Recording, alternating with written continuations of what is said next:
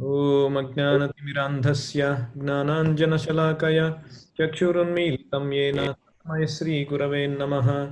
नमो ॐ विष्णुपादाय कृष्णप्रेष्ठाय भूतले श्रीमते भक्तिवेदान्तस्वामिन् इति नामिने। नमस्ते सारस्वते देवे गौरवाणी प्रचारिणे निर्विशेष शून्यवादी पाश्चात्यदेशतारिणे। जय श्री कृष्ण चैतन्य प्रभु नित्यानंद श्री अद्वैत गदाधर श्रीवासादि गौर भक्त वृंद।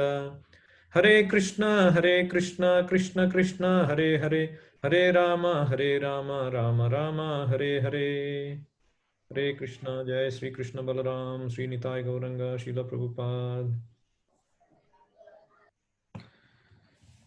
So, as I said, today is the first part of the two-part series covering the five truths presented in the Bhagavad Gita. And the five truths presented are Ishvara, Jiva. Ishvara means the Supreme Lord, the Supreme Absolute Truth. Jiva means the living entity, the spirit soul. Third is Prakriti, the nature. The fourth is Kala, the time. And the fifth is Karma, or one's reactions to one's actions.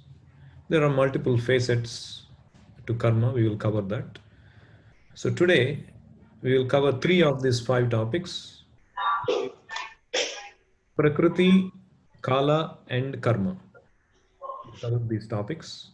And tomorrow we will be covering Ishvara and Jiva. And we'll be recording this session and I'll be posting to all of you the pointer just in case you want to catch up and prepare for the quiz on Sunday. So please do attend the quiz on Sunday for some exciting time. So today I'll be presenting this PPT just as a guidepost for me and also for your visual guidance. But mostly they are only guideposts. I'll be talking the content from my own content. And then feel free to ask me any questions. So we have three topics to cover today: Prakriti, Kala, and Karma. So let me share my screen.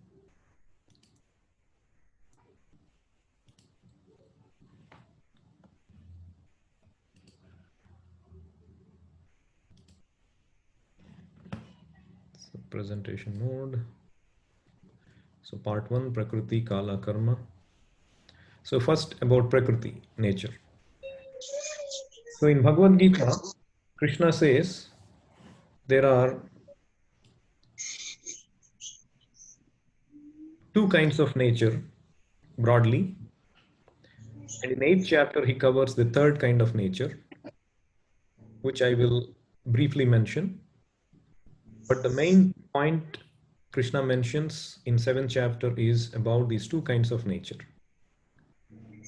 material nature, or apara prakriti, which is also called inferior nature, and there is another nature called para prakriti, which is superior nature. So what is this apara prakriti? So Krishna covers that in 7.4. Let me come here. All right. So Krishna covers the apara prakriti or inferior nature in 7.4, the famous verse: Bhumirapo nalo vayu khammano buddhireva cha ahankara iti yamme bhinna prakriti rastadha. So he says earth, water, fire, air, ether, these are the gross elements, the things that we can see with our senses, and combined with the subtle elements, man, buddhi, and ahankara, mind, intelligence, and false ego. Total, these 8, ashtadha, they are considered apara prakriti of the Lord, or bhinna prakriti of the Lord, separated energies of the Lord. What is meant by separated energy? Like, for example, you drink cow's milk. The milk is energy of the cow, but it has been separated from the cow. It is not connected with the cow anymore, but it has originated from the cow. That is why it is separated material energy. And it is being called apara prakriti. And in the very next verse, Krishna mentions that there is another nature of his, another energy of his. We can also use nature and energy interchangeably. So Krishna says there is a superior nature of his, superior energy of his, which he calls para prakriti. And that he says, apareyam itastvanyam prakritim vidhi me param jiva bhutam mahabaho yayedam dharyate jagat. Besides this inferior nature, O mighty armed Arjuna, there is a superior energy of mine, which are all living entities who are struggling with material nature and are sustaining the universe. That means all the spirit souls that we see, the living entities we see, actually we don't see the living entity. We only see their external body made of this inferior nature. Bhumi rapo analo vayu kham mano buddhi. Our bodies are made of our gross senses, which are made of this Pancha Mahabhuta, earth, water, air, fire, ether. And our body is also internally made of subtle body, which is made of mind, intelligence, and false ego, man, buddhi, and ahankara. That we cannot see, we can only perceive. I can perceive I have mind, I have intelligence, I have ego. You can perceive you have those things. I can perceive you have those things. You can perceive I have those things. But we cannot see them like our gross body. So our spirit soul within these is covered by these gross and subtle bodies. And these gross and subtle bodies are made of this inferior energy, whereas the spirit soul within me is the para prakriti of the Lord. But both are prakritis of the Lord. One is inferior and one is superior. Now, why are these living entities considered para or superior nature? The living entities are exploiting this inferior energy for different purposes. Like you see the trees, they are, of course, the tree also have a body inside it. But once you cut the tree, the wood that comes, it is made of earth, water, fire, made of these gross elements. So that becomes matter. So the living entity, the human being, makes use of this wood to make so many things like paper, construction, fire, so on and so forth. So that is why, because the living entity exploits this inferior energy, he has the ability to exploit this inferior energy. He is called superior energy of the Lord. And there is another reason why he is called the superior energy, because the living entity has consciousness, whereas this inferior energy does not have consciousness. The living entity has the quality of existence as one with the Supreme Lord, which is the Supreme Lord has three attributes: Sat, Chit, Ananda, full of bliss, full of knowledge, and full of eternity. The Supreme Lord has these attributes, and as spirit souls, we also possess those attributes. As spirit, we are Satchidananda, but because we are covered by matter, we exhibit temporary nature. When the body dies, we think we die. And we are always ignorant in this world. We cannot possess all the knowledge. But as spirit soul, we are fully cognizant of our position, of the Lord's energies, of this material nature, of everything. So that is why, because the spirit soul is one in quality, not in quantity, we should always remember this. The living entity is one in quality, just like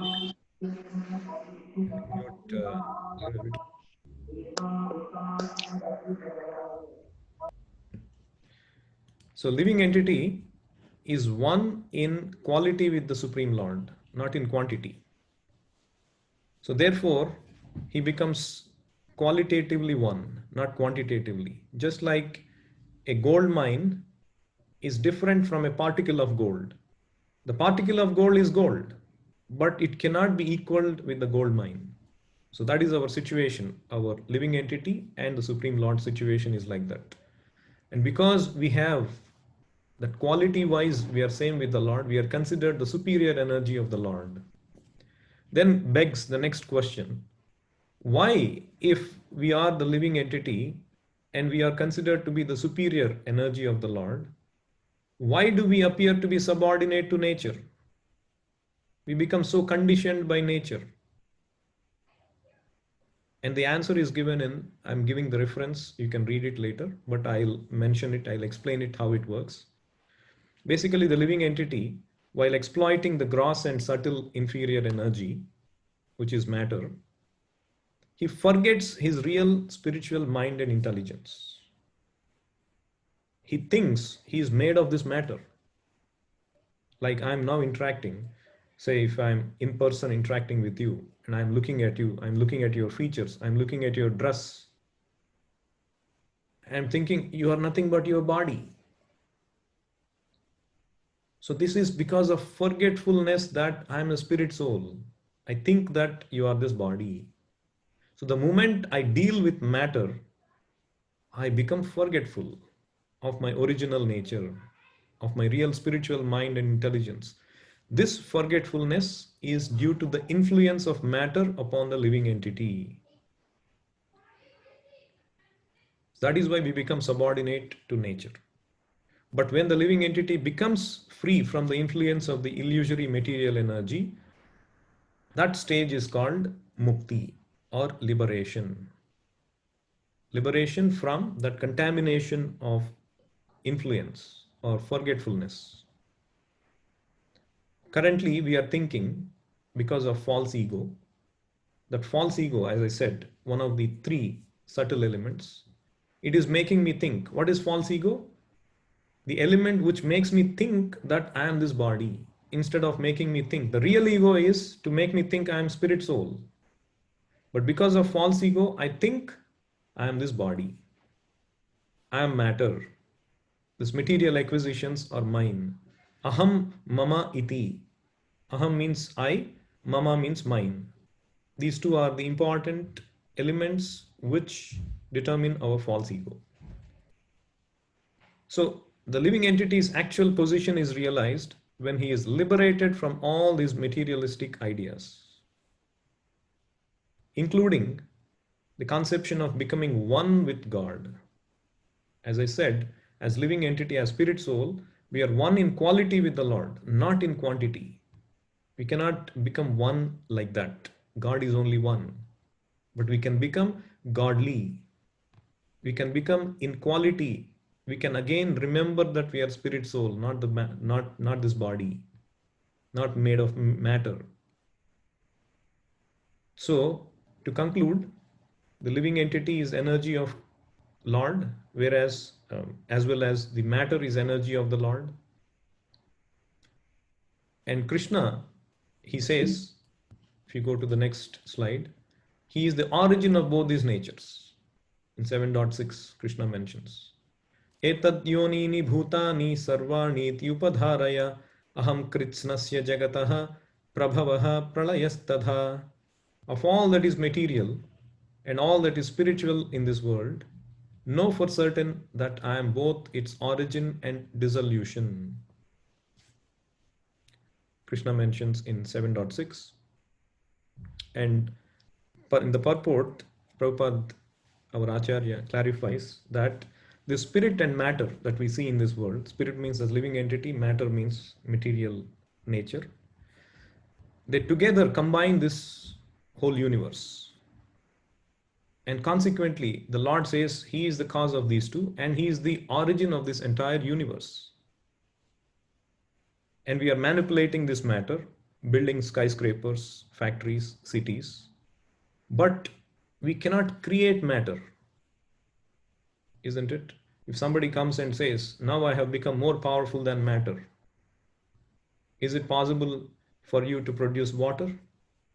Yes, we are building these nice buildings, advanced technology, But all of that is being utilized by God-given matter, Bhumi Rapo Analo Vayu.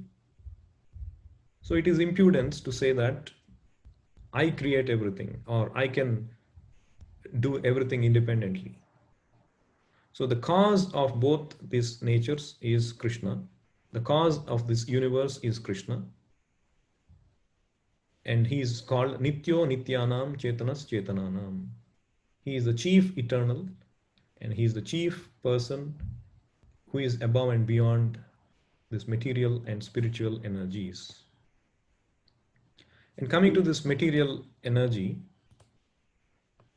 it is again clarified in 9.10 that Krishna is behind this. Mayadhyakshena, Krishna is speaking, because of me, my superintendence, this nature is working. Prakritihi suyate sacharacharam. Hetunanena kaunteya jagat viparivartate. And in the purport, Srila Prabhupada writes that it is clearly stated here that the Supreme Lord, although aloof from all the activities of the material world, remains the Supreme Director. So Krishna is the Supreme Director of this material nature. The Supreme Lord is the Supreme Will and the background of this material manifestation. But the management is being conducted by the material nature. So it appears that nature is working brilliantly, but behind that there is direction of Krishna. And Krishna is the seed-giving father. How the living entities come up in this world is a big mystery, and even modern science, there is a lot of speculation, theory of evolution, how life comes about from chemicals, how the evolution happened. But it is said in Bhagavad Gita that it is because of Krishna. Tasmin garbham dadamyaham. Sarvayonishu kaunteya murtayah sambhavanti yaha tasam brahma mahadyonir aham bija pradah pita. So all species of life are made possible, not just insects or aquatics. All species of life are made possible, or even humans, everyone, by birth in this material nature, and that I am the seed-giving father, 14.4. And in a purport into 9.10, Prabhupada mentions how the father gives seeds to the womb of the mother for the child. Similarly, the Supreme Lord, by his mere glance, he injects all the living entities into the womb of material nature. And they come out in different forms and species according to their last desires and activities. All these living entities, although born under the glance of the Supreme Lord, still take their different bodies according to their past deeds and desires.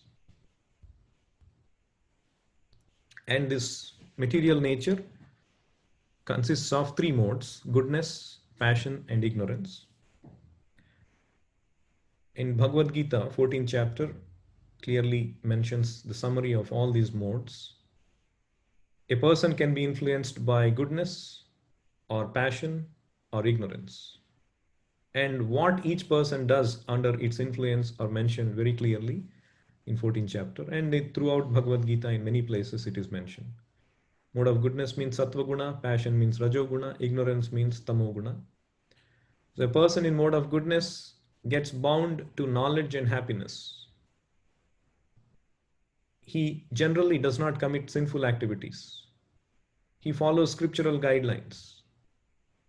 And scriptural guidelines means men in mode of goodness, they generally worship demigods, devatas.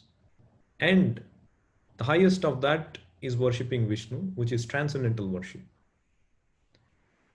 But even persons in mode of goodness, they are not considered liberated because they are conditioned by a sense of happiness, thinking that now I am following scripture. Now I have knowledge, I can figure out things. So that conditions them, so there is no liberation. And people in mode of passion, they work based on unlimited desires and longings, hankerings, fruitive activity. They want calculation, what is in it for me? And they worship ordinary men and demons. And primarily this passion is characterized by attraction between a man and woman. Whereas person influenced by mode of ignorance, he is characterized by madness, laziness, sleep, and he worships ghosts and spirits.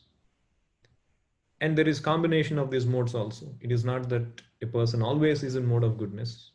A person can be in mixed modes of goodness, passion, and ignorance. There are foods in the mode of goodness, passion, and ignorance, like sattvic food, vegetarian food, fruits, milk, made with nice consciousness and ingredients. And foods are in there are foods made of foods in mode of passion, and foods in mode of ignorance, which is spoiled food, putrid food. And modes of food in the mode of passion is basically food which is katvamla lavanati ushna, tikshna rukshna. It is like pungent and very spicy, hot, which arouses our senses. That is food in the mode of passion. So there are these foods in different modes. There are times in different modes. Like in the morning time, when you wake up early morning, 4 o'clock, 5 o'clock, that is considered in mode of goodness, good for spiritual practices. Passion, when you're getting ready for office and thick of the time, that is passion. In the night time, it is mode of ignorance. So like that, everything in this material world is a combination of these three modes. And we can choose which mode we want to operate in. And in general, spiritual life, mode of goodness is conducive for spiritual life. And we have to even transcend the mode of goodness. Because unless you transcend the mode of goodness, you cannot become liberated and go back to Godhead. So therefore, what is the formula to get out of the influence of these modes? Krishna mentions in 14.26, Mam chayo vyabhicharena bhakti yogena sevate sagunan samatityaitan brahma bhuyaya kalpate. One who engages in full devotional service, who does not fall down in any circumstance, at once transcends the modes of material nature and thus comes to the level of Brahman. So for that, the important point is, Prabhupada mentions, very practical point here from this purport. The material world is acting under the spell of the modes of material nature. One should not be disturbed by the activities of the modes of nature. Instead of putting his consciousness into such activities, he may transfer his consciousness to Krishna activities.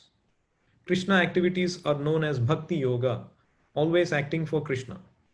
This includes not only Krishna, but his different plenary expansions such as Rama and Narayana. He has innumerable expansions. One who is engaged in the service of any of the forms of Krishna or of his plenary expansions is considered to be transcendentally situated. So that's the formula. If we want to get out of the influence of these modes of nature, we have to engage in Bhakti Yoga or Krishna consciousness, according to Bhagavad Gita. So that finishes the Prakriti. Of course, there is lots and lots to cover, but for the interest of time, that's in crisp what is Prakriti.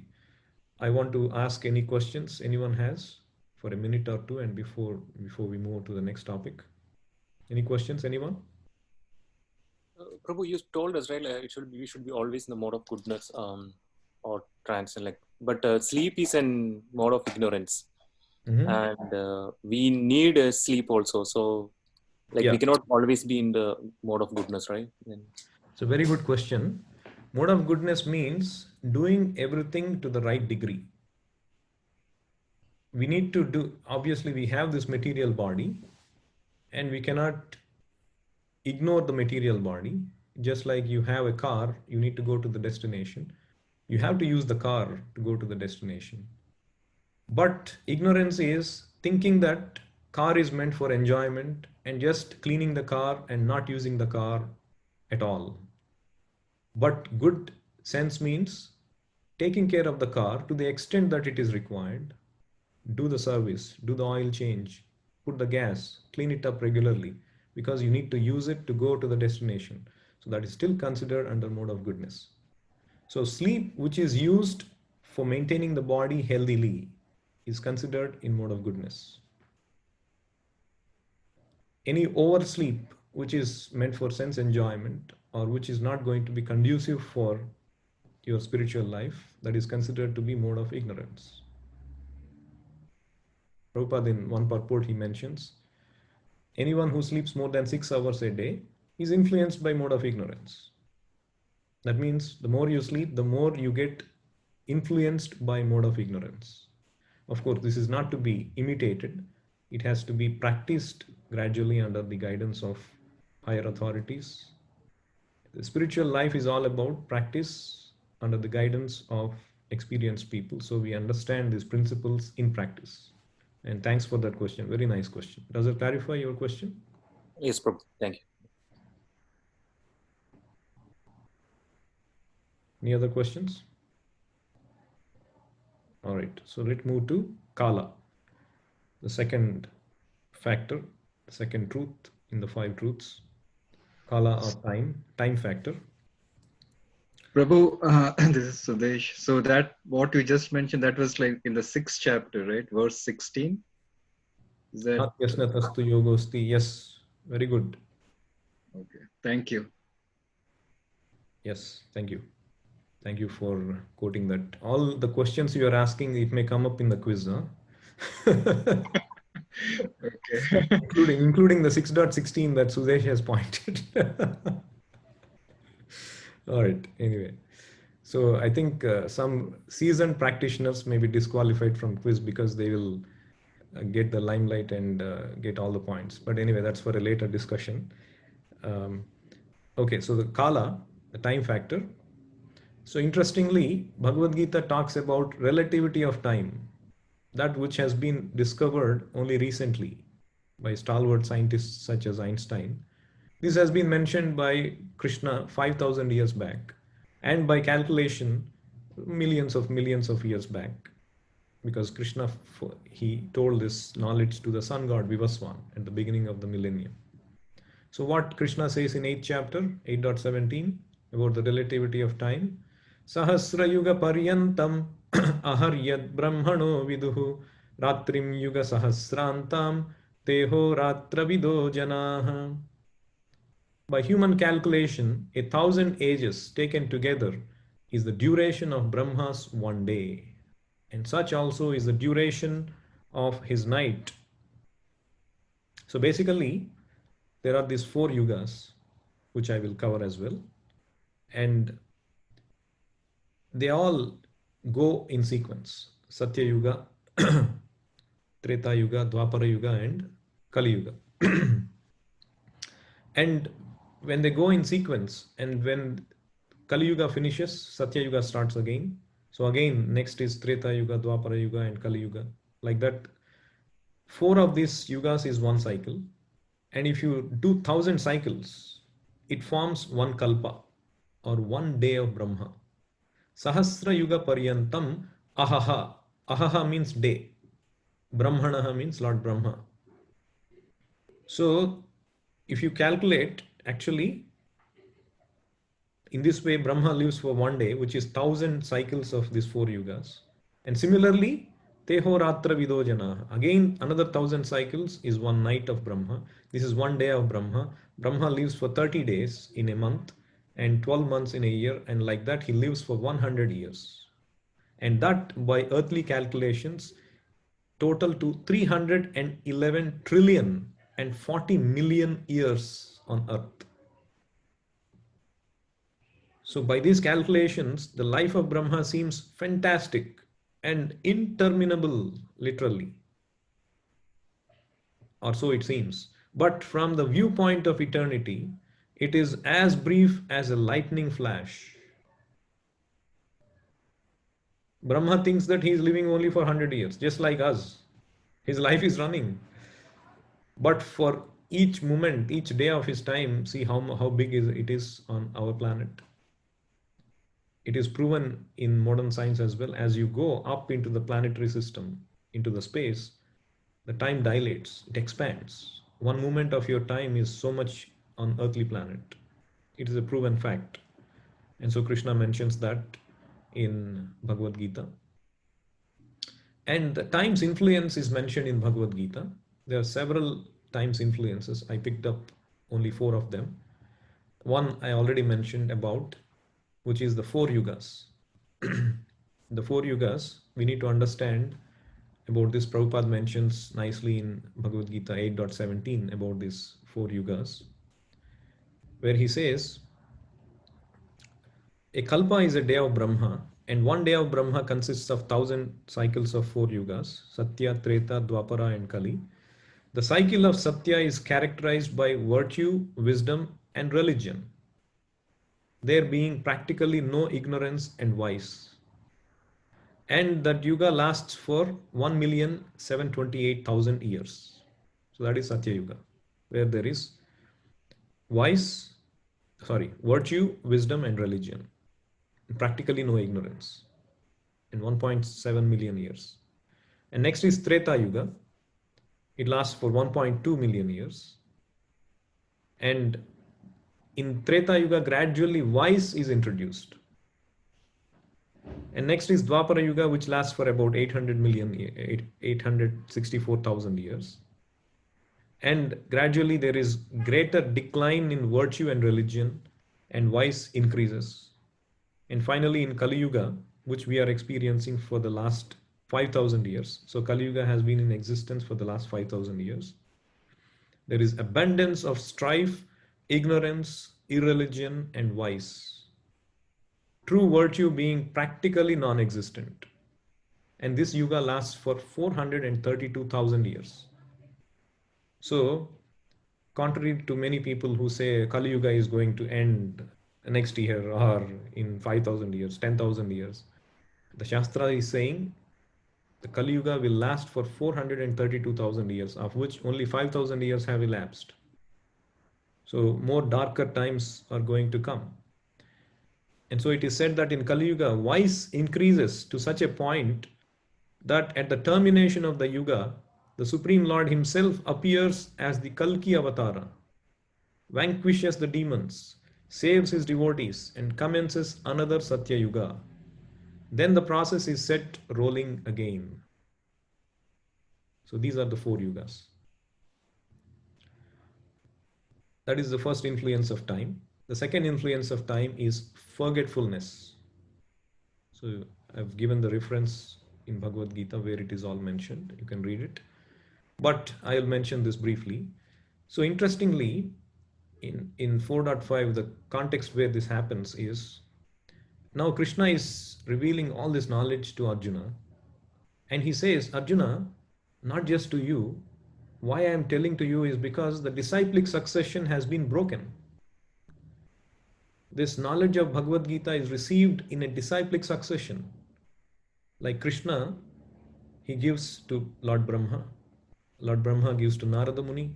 Narada Muni gives to Vyasadeva. Vyasadeva gives to Madhvacharya. And to his disciples, it comes all the way to Chaitanya Mahaprabhu and to 6 Goswamis and eventually up to Srila Prabhupada, our spiritual master. And we are receiving from him. That means we are receiving in disciplic succession. So like that, Krishna has 4 branches. Krishna gave the knowledge to Lakshmi Devi, Lord Shiva, Brahma, and the Kumaras. These 4 sampradayas are going on. Anybody who is not connected to these 4 sampradayas, they are not connected to the bona fide disciplic succession. So Krishna says, like that, I had once gave this knowledge to Vivaswan, sun god. And the sun god gave this knowledge to his son Manu. And Manu gave this knowledge to Ikshvaku. And Ikshvaku gave this knowledge further on to his sons. And in this way, the disciplic succession had been going on. But somewhere, because this has not been propagated nicely, it has become lost. This knowledge has become lost. And therefore, I am giving this knowledge, again re-establishing the disciplic succession with you, O Arjuna, he says. And then Arjuna gets the question, hey, Krishna, we are both contemporaries, almost born at the same time. We have been friends.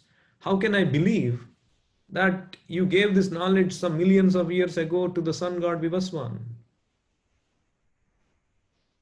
Because if Krishna had to give to Vivaswan, he would have to live at the time when Vivaswan was born, and even before Ikshvaku and Manu, Vivaswan existed. That means so many millions of years ago. And then Krishna says, Bahuni me vyatitani janmani tavacharjuna aham tani veda sarvani na tvam vetha parantapa. 4.5 Krishna says. Krishna remembered the acts he had performed millions of years before. But Arjuna could not remember anything, despite the fact that both Krishna and Arjuna are eternal.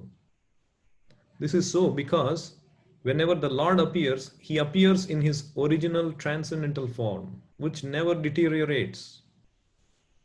Any ordinary person, however, transmigrates from one body to another and one form of life to another, and one forgets his former identity, isn't it?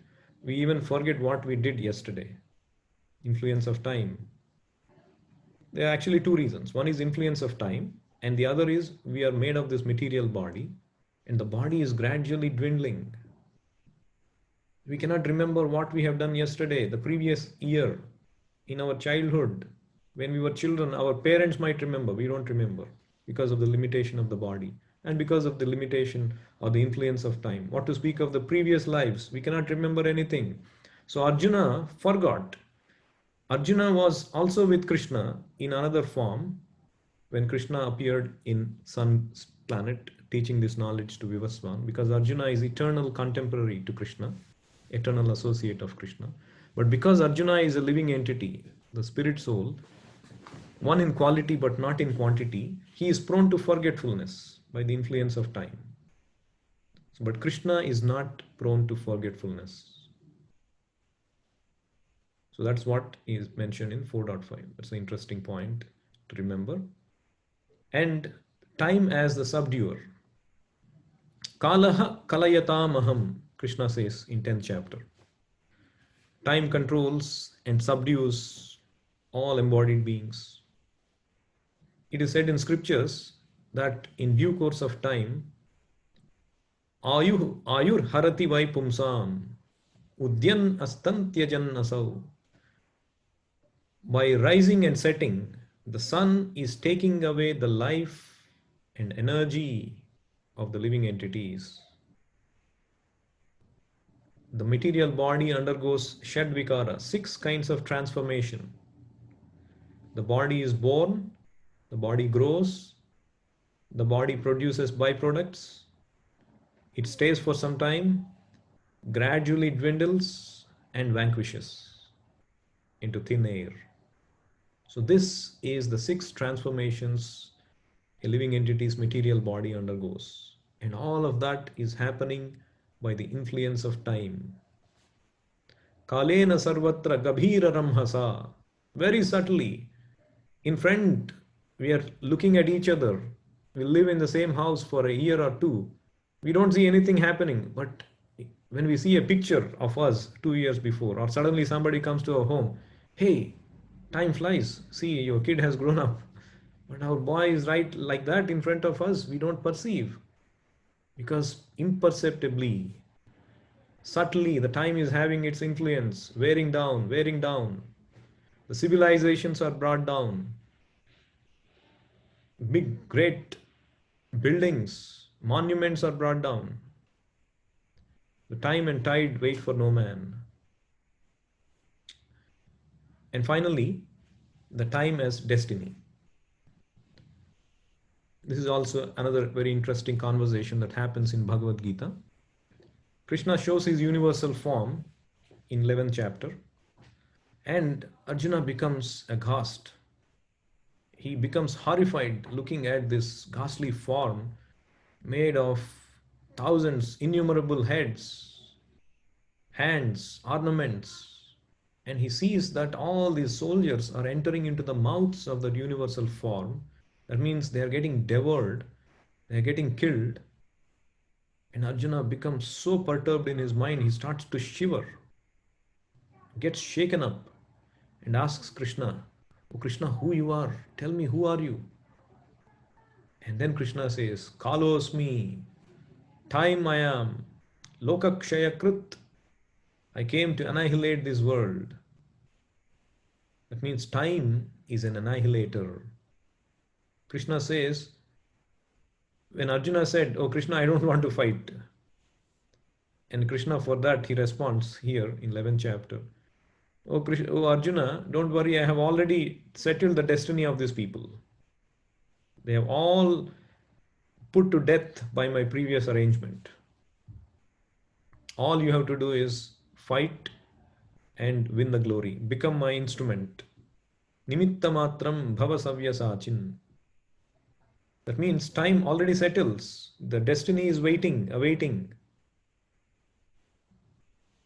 And all we need to do is we cannot fight the destiny, but we can choose to become instruments in the Lord's hands. Nimitta matram, just as Arjuna, if he had gone away not listening to Krishna and acting as instrument, would the destiny have stopped? No, it would not have stopped. All the soldiers were already put to death by Krishna as time factor. He would have used some other instrument. But by choosing to act as Krishna's instruments, Arjuna became glorified. So we cannot change destiny, but we can choose if we can become instruments of Krishna. So people may ask the question, if I cannot change my destiny, then what is the use of becoming instrument of Krishna? Yes, Arjuna became glorified, but what is the use? Yes, there is use. It is said that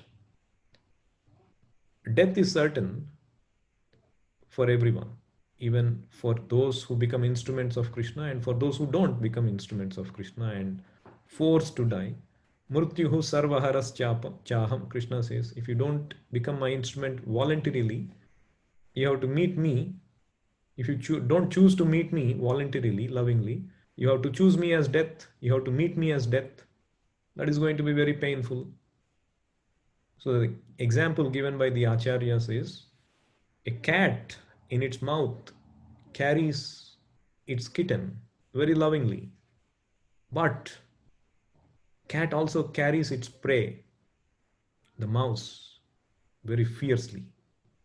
The same teeth carrying two functions.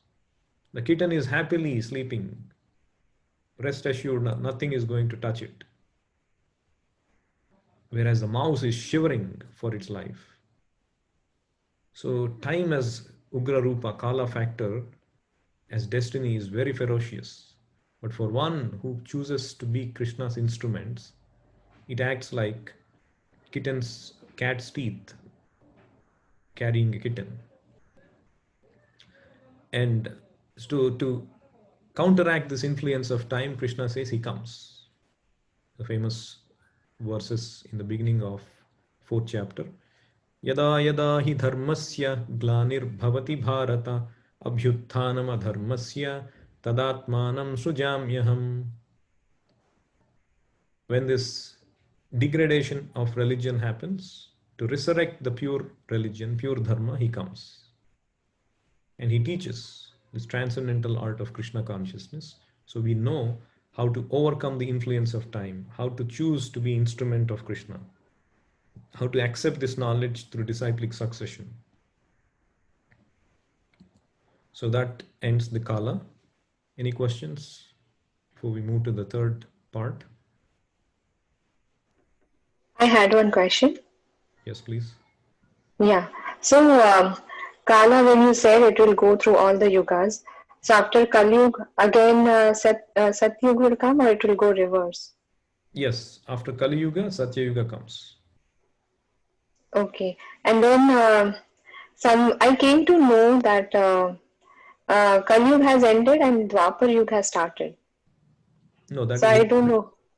That is incorrect, because according to our scripture, Kali Yuga has started 5,000 years ago. Right. And it will last for another 427,000 years. Okay. After that, Satya Yuga starts. I see. Okay. Thank you. Thank you. Yeah. Any other questions? All right. So moving on to karma. the third truth in the 5 truths. And with that, we will end today. And tomorrow we will cover Ishvara and Jiva. So now karma, very interesting. Karma is a very complicated topic because it means different things. In Bhagavad Gita, karma is used in different ways. But I'll start with a simple definition for the sake of time and simplicity. How is karma defined in Bhagavad Gita? This is in 8.3. Sri Bhagavan Uvacha Aksharam Brahma Paramam Swabhavodhyatma Muchyate Bhuta Bhavodbhavakaro Visargaha Karma Samgnitaha. The Supreme Lord said, the indestructible transcendental living entity is called Brahman, and his eternal nature is called the Self. Action pertaining to the development of these material bodies is called karma or fruitive activities. So the last part of this translation is important. Action pertaining to the development of these material bodies is called karma. So any activity we do which produces a reaction or which is developing our future body, it is called karma. Like they say, what goes around comes around. By doing a particular action, you have planted your own reaction that is yet to come, that will come. Every action will have an appropriate, equal and opposite reaction, an appropriate reaction. So by doing an activity, you are putting yourself accountable for receiving that reaction, and therefore you will get a body. You are building your future body, so to speak. By every action of yours, you are building your future body. So that is called karma or fruitive activity. And Krishna, he further gives the intricacies of karma in 4th chapter. Particularly, he mentions that there are 3 flavors to this: karma, vikarma and akarma. For reference, you should see the verses 4.16 through 19. Krishna mentions these 3: karma, vikarma and akarma. So what is karma? Karma means prescribed duty. My karma, my karam, mera karm kya hai, mera kartavya kya hai, like that we say, right? What is my karma? My karma is what is prescribed to you in scripture. Like typically, there are Chaturvarnyam, the Varnashrama Dharma, ancient Varnashrama Dharma. It divides the population into 4 Varnas. Scientifically, this is not some kind of sentimentalist or abusive nature of differentiation. It is scientific, based on one's nature and one's occupation, one's ability to do things. They are divided into Brahmanas, Kshatriyas, Vaishya and Sudra. And the scripture mentions or writes, prescribes the karma or prescribed duties for each of these varnas. For Brahmana, Patan, Patan, Yajan, Yajan, Dana, Pratigraha. Like he has to acquire knowledge, he has to teach the knowledge, he has to perform sacrifices, he has to take charity, he has to give charity. And for Kshatriya, he has to rule, administer, he has to protect the citizens. Kshat trayate iti Kshatriya. One who protects citizens from injury is Kshatriya. And Vaishya is Krishi Gorakshya Vanijyam, cow protection, farming and agriculture. And Sudra, Paricharyatmakam karma, serving others. So these are the prescribed duties mentioned for these 4 castes scientifically. But of course, now people may ask the question, no, now there is no, I don't know whether I am Brahmana or Kshatriya or Vaishya or Sudra, because my mentality may be that of a Brahmana acquiring knowledge, but I may be doing a Sudra work, working for others, labor work. My mentality may be that of administration, but for lack of sustenance, I may be doing a Brahmana work or a Sudra work or a Vaishya work. So in this way, this is all messed up in this age. But earlier, it was properly being followed and prescribed duties were given. The scripture stipulates you have to do this. Because you're good in doing this, you do this. But now, whatever karma we have accepted, I could be a software engineer or a doctor or a housewife, it doesn't matter. We don't have that scientific system anymore, but we have certain karma that we have accepted, my duty that I have accepted by my own. So I have to follow whatever is the duty given by the state, whatever is the duty according to my situation as a child or a parent or a husband or a spouse or a housewife. According to, like, working in your office, you have duties. So these become your prescribed duties. So that is called karma. And when you do those prescribed duties nicely, you get some good credits to go to higher planets, to get good birth next life. Hey, you've done your duty nicely. You took care of your parents. You took care of your family. You did your office work very nicely without, appropriately as it deserves. And you did some charity, and you were a good citizen paying taxes. So you did good karma. So you are qualified now to get a higher birth. Next life, you'll be born with good assets, in good family, and so on and so forth. Whereas vikarma means forbidden activity, harming other living entities, cheating, aggression, exploitation, abuse, sinful activities, meat eating, drinking, gambling, intoxication, all these come under vikarma, forbidden activities. And you have to pay the price for it in terms of taking a lower birth in a lower planets or as an animal, or suffering punishments in hellish planets. These are the consequences of vikarma. And Krishna, very unique to Bhagavad Gita, and very unique to all the Vedic literatures, he introduces this concept of akarma. One of the most unique concepts you will ever find in Vedic literature and in Bhagavad Gita is this akarma, which means there is no good reaction or bad reaction. Like you see, I have explained karma and vikarma. Karma produces good reaction. You've been a good citizen, you've done things dutifully, regulatedly. And if you do vikarma, you have done bad things and you get bad reaction. But either good reaction or bad reaction, you have to take another birth in this world, in a good family or a higher planet, or as an animal or lower planets.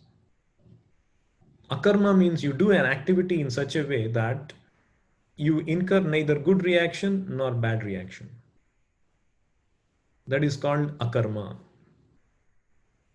So that's what I've summarized here. Karma means prescribed duties according to scripture. It produces good results. Vikarma means forbidden activities. It produces bad results. Akarma means transcendental activities. And that is acting under the order of God. That becomes service of the Lord. Like Arjuna, now he is killing his own family members, which he denied. He fought tooth and nail not to kill, go away from the battle. But Krishna insisted to kill. Even though from a materialistic sense, it may be considered heinous activity, but it became akarma because of the fact that he was acting under the order of the Lord.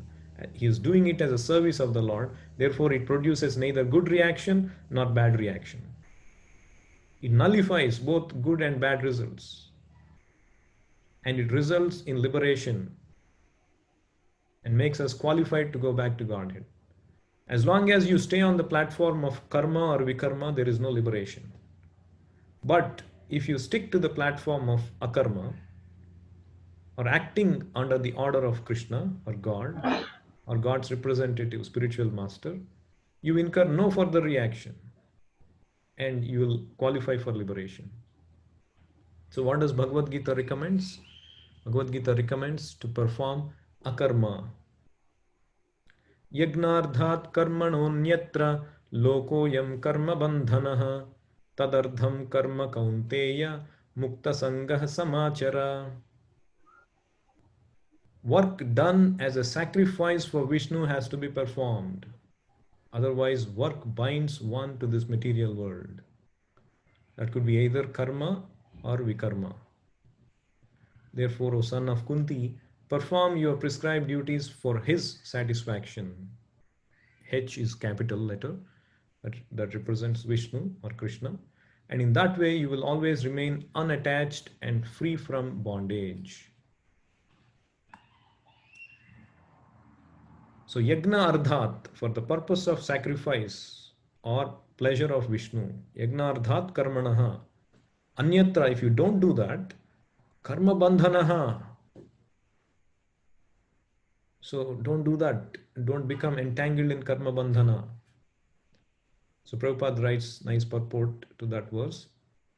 Any other work done in this material world will be a cause of bondage.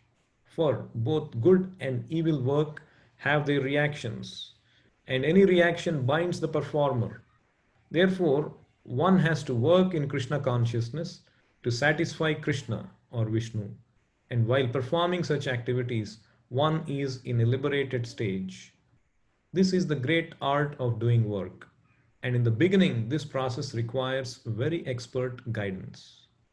One should therefore act very diligently under the expert guidance of a devotee of Lord Krishna or under the direct instruction of Lord Krishna himself, under whom Arjuna had the opportunity to work. So this is the art of doing work in this world. One should act under the expert guidance of a devotee of Lord Krishna or under the direct instruction of Lord Krishna, so that we perform akarma and not karma or vikarma. So this is one of the strong messages of Bhagavad Gita, the concept of akarma. And of all these 5 factors, like Ishvara, Jiva, Kala, Karma and Prakriti, this karma is the one which is not eternal. That means my karma, my reaction to my past activities, that can be finished. It is said that if you take to Krishna consciousness, the transcendental loving service of Krishna, all that karma that you accumulated by your past activities, either good karma or bad karma, can become nullified. The famous verse 18.66, Krishna says, Sarva dharman parityajya mamekam sharanam vraja aham tvam sarva papebhyo mokshayishyami ma suchaha. He says, if you give up all other concoctions and all so-called dharmas that you manufactured and surrender to me and follow my real word, that is the real dharma, then I will take care of all your sinful reactions. Do not worry. That means karma is not eternal. It can be forgiven. It can be vanquished. Whereas all the other things are eternal. Jiva, Ishvara, Kala and Prakriti. So karma is in our hands to vanquish by surrendering to Krishna and acting under his guidance. So that's the end of the third topic for today. Any questions on karma?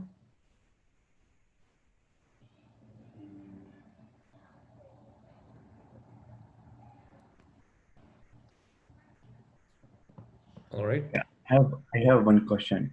Yes, please. It is for akarma. So Yes. with akarma, like how can I know like I am doing akarma? Because sometimes like whenever I do something, there are like 2 possibilities, whether it can be a positive or it can be negative. So how can I make sure like I am doing akarma? Very, very good question. Very important question. So it is said that we have to know whether we are doing activity that pleases Lord Vishnu or activity as yagna. So Arjuna had the fortune of directly verifying with Krishna. Krishna, you want me to do this or not? Krishna said, you do this. And he said, Karishye vachanam tava. And he was fine. All right. He was doing a karma. But what about us? So that is why here it is said, if you see the purport, this is the great art of doing work. And in the beginning, this process requires very expert guidance. One should therefore act very very diligently under the expert guidance of a devotee of Lord Krishna. That is why we should have a spiritual master. Like I follow our Acharya, His Divine Grace, A.C. Bhaktivedanta Swami, Srila Prabhupada. As long as I follow his instructions and satisfy him, it is said in scriptures, Yasya prasadat bhagavat prasado, Yasya prasadan nagatih kutopi. How do you know whether you are following Krishna? You know when you are following your spiritual master. Because the spiritual master is Sakshat Dharitvena Samasta Shastrair Uktas Tadha Bhavyata Eva Sadbhihi. He is to be accepted as good as God because he is the most confidential representative of God who understands and knows the mission of God. Does it clarify your question? Yes, yeah. So yeah, it like like this gives a next question, like how can I find the spiritual master? So Yeah, one is ready-made available, Srila Prabhupada. You can accept him, and we can interact more, and I can clarify any more questions you may have personally on that. okay, okay, yeah, thank you. Your name? Ishan. Ishan? Yes. Hare Krishna. Thank you. Very nice question. Any other questions?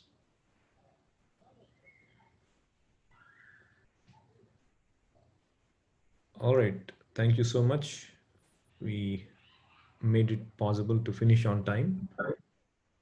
One question, sir. Yes, please. All the activities that these temple priests does, right? Like in India, we have so many temples, or even here in US, we have so many temples. And all these priests are doing their regular activities in the morning, in the evening. Now, on one hand, I think they are like trying to do their job, right? Like I work for a company, or people work in company. We are assigned job and we do it. And I think they are the priest is doing the same thing. They're doing their job, but are they doing a regular karma, or are they doing actually the the third one, the service to the Lord? Very good question. So it can be work outside in a company or work as a priest. It doesn't matter as long as it is done in the service spirit and to satisfy the Lord. It is called akarma. You can work for a software company also, because a lot of people here are software people, or maybe not, but probably yes, a lot of people. And if you're using that for service of the Lord, the income you get for the service of the Lord, that becomes akarma. And you may be engaged as a priest in your off time. That is akarma if you're engaged in pleasing the Lord. So it is not what you do that is important. It is what you do with what you get, and whose order and whose pleasure you're working for, whose satisfaction you're working for. That is important, not the external engagement. Swakarmana tamabhyarchya siddhim vindati manavaha. Sve sve karmani abhiratah samsiddhim labhate naraha. Krishna says in 18th chapter, you can be engaged in whatever activity. Sve sve karmani. You can all attain perfection. Samsiddhim labhate naraha. Swakarmana tam abhyarchya. What is the condition? By your activity, swakarmana tam abhyarchya. Worship the Supreme Lord. Does it clarify? Yes, sir. Thank you. Hare Krishna. I just had one more question. I'm also one of the participants. There are times when we feel that things are going bad with us because of some other person's activity. So is that because of my karmas, or like because is that how it is supposed to be because of somebody's inactions? So, and how can we make it any better? Yes, the answer to that question is it is because of our own karma. It is mentioned in Srimad Bhagavatam and in Bhagavad Gita as well. Whatever we suffer is because of our own wrongdoing. Prabhupada clarifies that in one of the verses, 2.55. You can read the purport. You go to prabhupadabooks.com and you can read 2.56 probably. The reason is tattenukam susamikshamaano bhunjana evatma kritam vipakam. I have to enjoy or suffer the result of my own past activities. It comes through somebody. The nature picks somebody as an instrument to give what I deserve. Bhunjana Oh, eva atmakritam vipakam. I have to eat what I cooked. So this is Lord Brahma says in Srimad Bhagavatam. So somebody becomes an external agent for giving you that particular reaction. so Yeah, like if somebody is going through a bad time and we feel, oh, this person is doing this for me, they are just an instrument, but that yes, for my some karmas from my old wrongdoings. correct. Okay, that's very intense, but very true actually, if you think about it. Yes, it's very hard to accept, but Yeah, truth is always hard to accept, especially when you are undergoing that particular situation. like cause my granddad used to say like it is somebody else's, like they are doing a dushkarm by being bad to you, but then maybe it is what it is. Maybe it was something from my previous life. You who knows. Yes, he is accumulating. Whoever is giving you that whatever bad thing, he will accumulate his own karma, but you are getting the result of your own past karma. Oh, so like whatever is happening to me is my own doing, Hmm. and whatever has been done to me is going to be their own karmas when they go Yes, forward. yes, yes. Oh, pretty intense actually, but a very engaging session. Thank you so much. Hare Krishna. Hare Krishna. Thank you. All right. So, Can I ask you, Prabhu sir? yes, please. When you say this karma is prescribed, there are three types of karmas, and how do we classify ourselves? Like we do as a homemaker, I would have helped my children to do their jobs, going to school or going to their jobs, whatever it is, and making some part of the time for only visualizing for God. But do you think doing all such kinds of duties is a way of taking it to akarma or vikarma? No, you don't come under the classification of vikarma. Vikarma is forbidden activity, sinful activity. Okay, right. So Sinful. either it Okay. can be karma or akarma. Karma means you're doing your duty but with some intention for yourself. Mm, Oh, so that mm, uh, I'll be taken care in the future, or my children should become like this, they should earn like this, or I should save like this so that I can live happily. If there is an intention for your own self, that becomes karma. If there is no intention for your own self, but you are doing purely as you are prescribed for the satisfaction of the Lord, that becomes akarma. oh, That's a that's simple way sakar. of, yeah. So, doing my duties, daily chores, whatever it is at home, is my prescribed duties, which I take it up. See, unless I do it, it is not done at all for that day. So, Correct. how do you take me as like it should be done because it's of my karma, or it should be taken as prescribed way? No, it is prescribed for you. There is no Okay. going away from your duties. It is prescribed. As Yeah. a homemaker, you Okay. have to do those duties. But Okay. what consciousness you do determines whether you are doing karma or akarma. Mm-hmm. Mm-hmm. Okay. Right. Guruji, Thank you, sir. Hare Krishna. I have a question. Yes, please. Actually, like you said, whatever is happens, like other, like somebody was becomes a trigger for something to happen to us. Like, for example, somebody's action is triggering anger in us. How do we handle that? Like, Yeah. So this material nature, of course, I did not cover all the aspects. One of the aspects of material nature is it produces automatically, our body is configured. Everybody's body is different. Everybody's mind system is different. When we encounter different kinds of situations, different people react in different ways.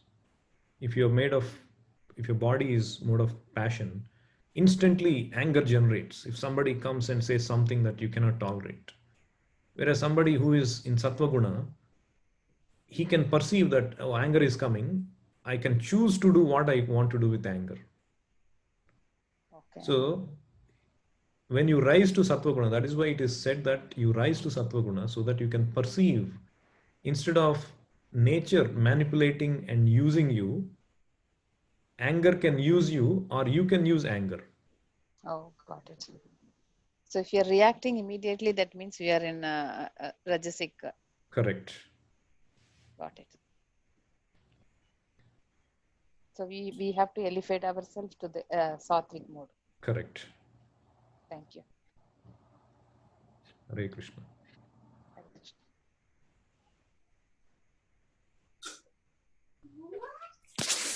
All right. Hare Krishna, Prabhu. Yes, Mataji. I have one question. It's like we consider super soul absolute truth. So he has in like number of forms. Here we discussed about the timeline factor. So if we consider the universe, right now we are in this universe, but he created like a number of universes. In those universes, he is taking so many avatars. It's like the same Gita he's telling in all the universes also. So is it like he is the one who created good, who created bad. He's the one who created all the Vedas. So why he created everything from him? Very good question. Very intelligent question. Why did he create? If this world is supposed to be a place where people have opportunity to perform bad activities, sinful activities, why he created in the first place? The answer is, it is because we wanted. That is a simple and straightforward answer. He is the one who created us, and he is the one who made us to think that we want. So even why he did that? No, he did not make us to think that we wanted like this. It is our own free will. The Shastra says that it is because of our own free will we chose this. It is not Krishna is coming into our minds. In fact, this is answered in 5th chapter. If anybody is interested to do this exercise, Nadate kasyachit papam na chaiva sukrutam vibhuhu agnanena avrutam gnanam tena muhyanti jantavah. 5.12 or 13, one of those two verses. Krishna clearly clarifies, I am not responsible for your papa or sinful desires, sinful activities. It is because of your own free will. So the reason why the jiva has a free will is because Krishna wants love. Why Krishna created all of us? Because he wants love from living entities. If there is force, if there is no independence, free will, love means if you voluntarily express your love, that is enjoyable love. If I force you, there is no love. So Krishna created the living entities, giving them a choice. You can love me with your free will, or you can choose to do what you want. So some people, they choose, no, Krishna, I don't want to love you. I want to be like you. I want others to love me. Krishna created a material world for them. Okay, you can experience that in that place. It's because of our own desires, Krishna facilitates that. Not because Krishna wants us to suffer or Krishna is forcing us to desire in a particular way. Okay, Prabhu. Yeah. Thank you, Prabhu. And sometimes he will take that Veera, like Veera Rasa form. Sometimes he will take Vamana Rasa form. Is it like he has some rasas? Yeah, those are the incarnations Krishna takes is for multiple reasons. One is to achieve a particular purpose. Like he Yeah, yeah. took the form as a tortoise or a Matsya to be able to maneuver in those waters, and in order to give darshan to the devotees who want to see him in that particular form. So those are for various reasons. Okay. Yeah. Okay, Prabhu. Dhanyavad. Thank you, Prabhu. Hare Krishna. All right, we will end the session. Thank you for very nice questions, very thought-provoking questions. I hope it was of use. I'll post the recording of the session online. You can refer to it. And obviously I'll try to send some notes as well. You can refer to those purports. And we'll meet tomorrow. Most likely another devotee will take tomorrow's session covering Ishvara and Jiva. So we'll see you all tomorrow. Thank you. Have a good evening. Hare Krishna. Hare Krishna. Thank you. Thank you. Thank you.